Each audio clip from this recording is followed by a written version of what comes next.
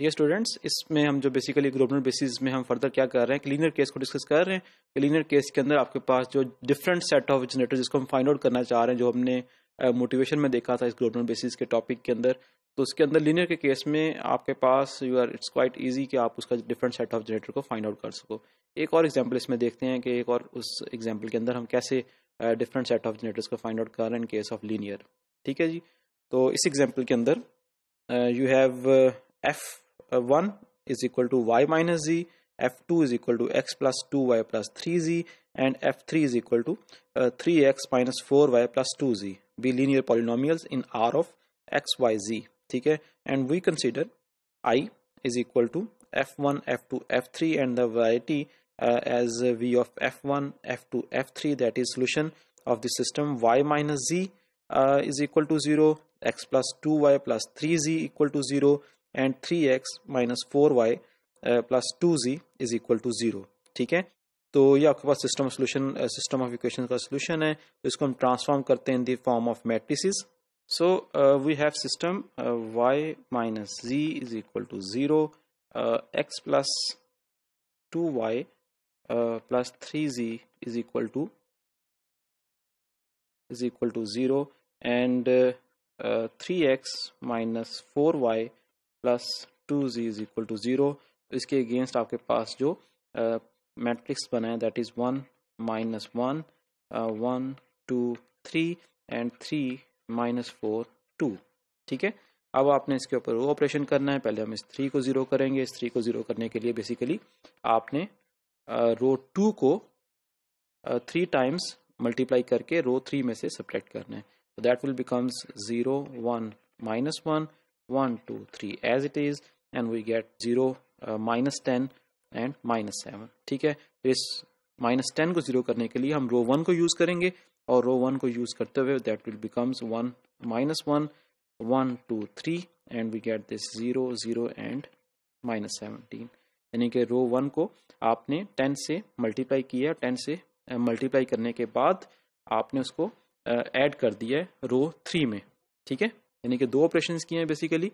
Are पहले हमने किया था कि आर 3 में से we subtract 3 times R2 and then we did के R3 में से हमने 10 टाइम्स R1 को ऐड किया।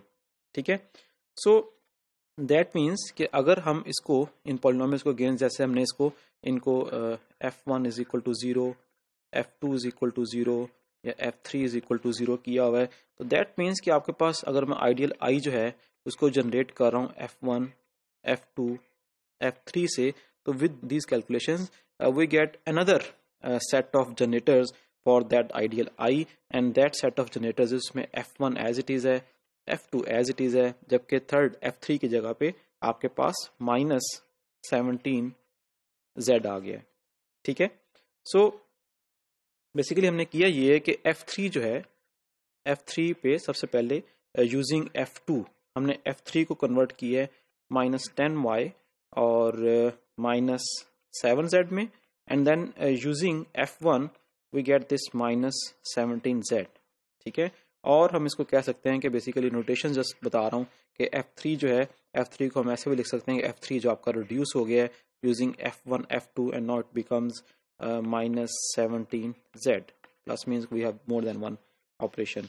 सो दैट मीन्स कि अब आपके पास जो है एक नया सेट ऑफ जनरेटर्स बन गया है जिसका सोल्यूशन ओरिजिनल सोल्यूशन के साथ कंसाइड करता है, लेकिन आपके पास इन द एंड जो हमारा मेन थीम है कि आपके पास डिफरेंट या बेहतर सेट ऑफ जनरेटर मिल जाए फॉर I।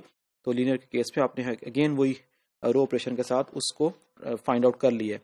लेकिन इस सारे प्रोसेस के अंदर जो चीज़ है, एक दो चीज़ें नोट करने वाली हैं। पहली चीज़ ये कि आपने कोई ना कोई ऑर्डर फिक्स किया है। ऑर्डर फिक्स करने से मुराद ये है कि सबसे पहले आपने इस सिस्टम में से f3 में से 3x को एलिमिनेट किया, यानी कि 3x से मुराद ये कि आपने x को एलिमिनेट किया। ठीक है, और उस x को एलिमिनेट करने के बाद आपने y को एलिमिनेट किया।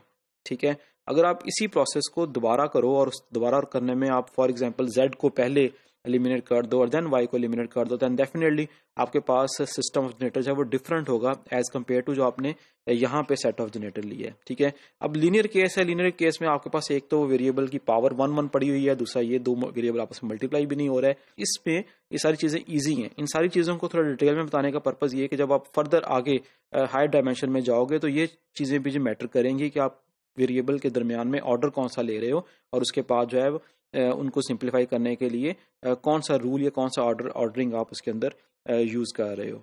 ठीक है, तो बेसिकली इस सारी एग्जांपल्स का मकसद यही था लीनियर केस के अंदर कि आपके पास लीनियर के अंदर आप इजीली उससे डिफरेंट सेट ऑफ जनरेटर को फाइंड आउट कर रहे हो। इसी को हम फर्दर और एक तो जो हमने ऑब्जर्वेशंस दी हैं उन ऑब्जर्वेशंस को हम कैटर करेंगे नेक्स्ट जब हम उसको जो अदर दैन लीनियर इक्वेशन उसमें हम रिजॉल्व करेंगे। तो और नेक्स्ट हम उसके बाद जो है वो वन वेरिएबल केस को देख रहे हैं।